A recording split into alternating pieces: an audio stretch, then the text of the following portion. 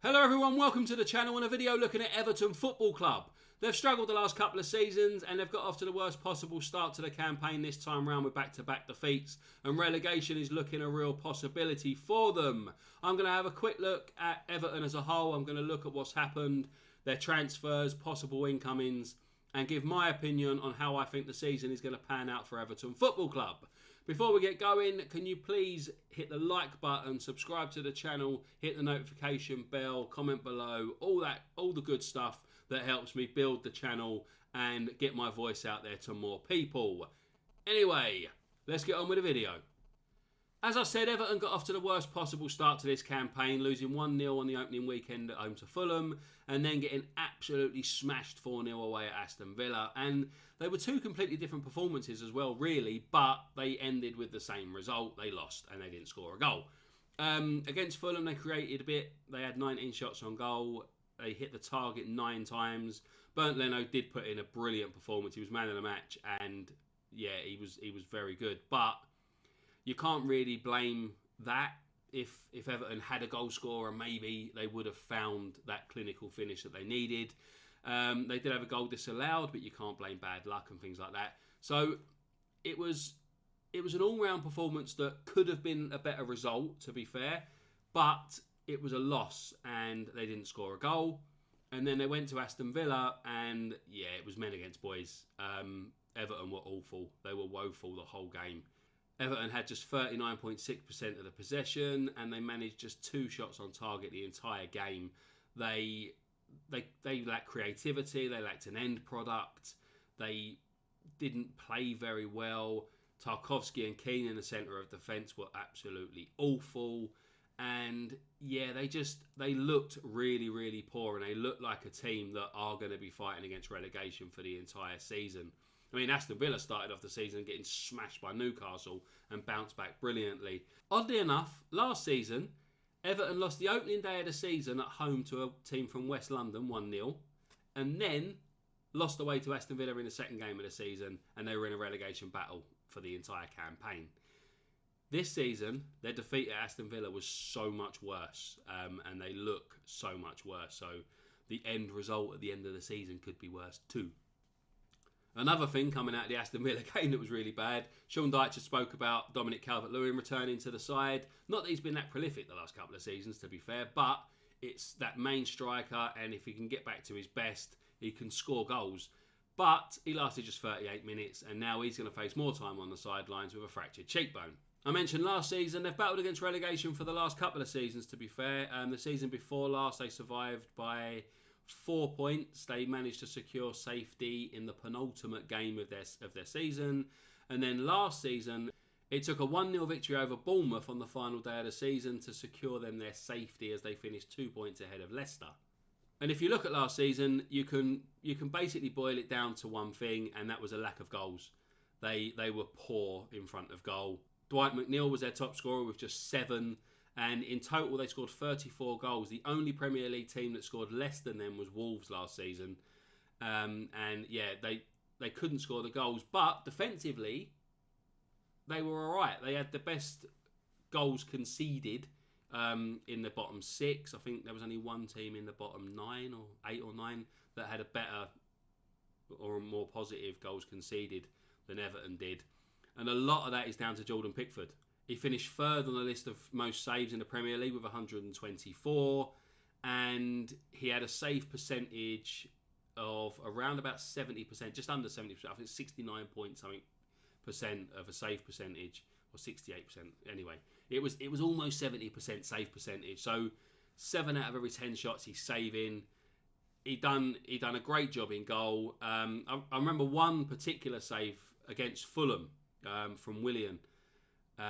It was a point-blank save. Willian shot on the turn and Pickford went down, got his fingertips to it, and the ball went up and over. Saves like that earned them a 0-0 draw.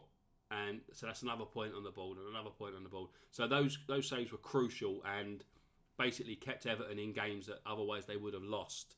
And ultimately that is what secured their safety. But you would think after a couple of seasons they would now look to strengthen and think, right, we want to get back to where we used to be, you know? 13 seasons between 2006-07 and up to 2018-19, Everton only finished outside the top 8 twice, and both times they finished 11th. They were a team that they challenged for Europe every season. They were one of the best teams in the Premier League every single season. They had top 5, they had top 6. I can't remember their actual highest position. I did look at it and I've forgotten as I've recorded this because I didn't write it down in my notes, which was a rookie error. But anyway, they had really, really good seasons, and then they dropped to like a mid-table side, and now they look awful. They look woeful. They look like a team that are going to struggle every season. I don't know how they get better, to be honest. They've brought in a few players in the transfer window. They brought in Arnaud Danjuma and Jack Harrison on loan. Danjuma's played 70 minutes off the bench in the first 2 games and hasn't really looked that good creative-wise. And Jack Harrison is injured, so he's yet to make his debut for him. Youssef Chamiti is the only player that Everton have spent any money on this season. I think it was 13 million from Sporting. But he's 19 years old and he's going to take some time to get used to living in a new country. And Sean Dyche has already admitted that he might not be ready yet. It's going to take him a while to settle in. There's no pressure on him. So is that really what you need when you're fighting against relegation? And the only other signing they made was 38-year-old Ashley Young, which we're not even going to bother talking about. There is talk of other signings. They've been linked with a couple of other players. But 2 of the main targets are players who got relegated with their sides last season. You've got Shay Adams at Southampton and Willie Gnonto at Leeds. And both of them, I'm not sure if they're the answer for Everton, to be fair. Shay Adams, he started the season in the Championship very, very well. But in the Premier League, he hasn't exactly got the greatest record. He scored 25 goals in 124 appearances over the last 4 seasons for Southampton at a goals per 90 of 0.29. So that's roughly a goal every 3.5 games. His highest Premier League tally is just 9 for 1 season, and last season he just scored 5 goals at a goals per 90 of 0.22. And then you look at Gnonto, he's trying to force a move away from Leeds, so it says to me that he's got a really bad attitude problem. Leeds have got relegated. He doesn't want to stay there and try and help them come back up. He doesn't want to fight for his place. He doesn't want to fight for Leeds. He's no loyalty, no nothing. I know loyalty is not really there in football much anymore, but I mean, he's had 1 season at Leeds. He didn't really do much, to be fair. He got 2 goals and 4 assists. I've got it written down here, actually. He played 1,350 minutes of football. So his goal contributions per 90 was 0.4. So that's a contribution, a goal or an assist every 2.5 games. That's not good enough. And now he's kicking off because he wants to leave. So it says to me he's got an attitude problem. Is that going to be what Sean Dyche wants in the dressing room? If Everton are struggling and near the bottom of the table, is he going to want to fight for the shirt? Is he going to want to fight to try and help them stay in the Premier League? I don't know. And also, are they the type of players that are going to get Everton's fans excited? Is it going to boost the dressing room because Shay Adams has now signed? He's not any better than what they've got. I know that Shay Adams has got a few positive parts about his game. He can hold the ball up well. He can pass quite well. He may bring other players into play, but his goal scoring record isn't great, and that's what Everton need. They need a goal scorer. They need players who can create the chances, but they don't need someone that can score. Because as they saw against Fulham, they had 9 shots on target and couldn't score a goal.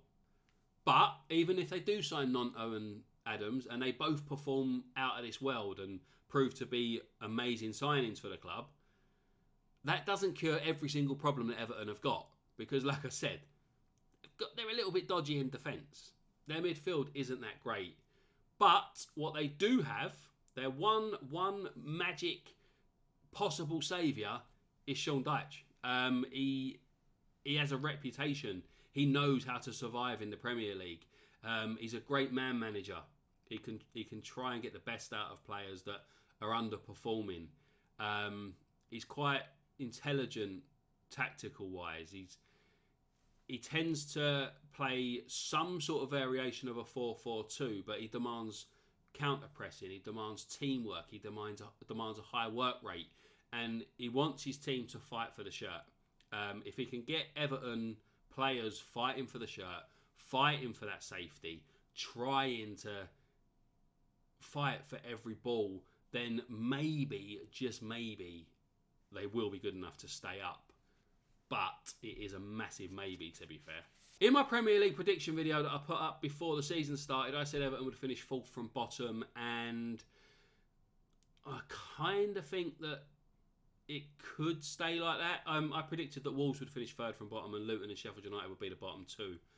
I think Everton and Wolves are on a par. They're both piss poor, they're both awful, and they're both going to struggle. But I do think it's going to be a long, hard, miserable, horrible season for Everton fans.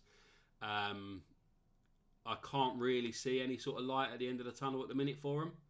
The performances in their first couple of games have been woeful. I'm not sure the players they're looking at are the answer. I'm not sure what the answer could be, really, other than Sean Dyche. But is his magic and his tactical nous and stuff going to be enough to fire Everton to safety? It could be that it's their time to drop to the Championship. Although this coming weekend will be very telling in the relegation battle. Although it's only the 3rd game of the season for both Everton and Wolves, they take each other on, and whoever wins is going to have a massive advantage in trying to avoid the drop. It is massive. It's a crucial 6-pointer already. I know it's probably stupid. It's like third game of the season. What are you talking about? Relegation 6-pointers. But looking at the teams in the Premier League, looking at the starts that teams have had, the squads, the players, the all-round like atmosphere at clubs and stuff like that, Everton and Wolves are both going to struggle this season. I think everyone can see it. Even their own fans are probably predicting struggles. But whoever wins at the weekend will be that little bit further ahead of the other one. You know, it's that. If Everton can pick up a win, they get their first 3 points on the table. Wolves are the one that are then still on 0 points and are struggling.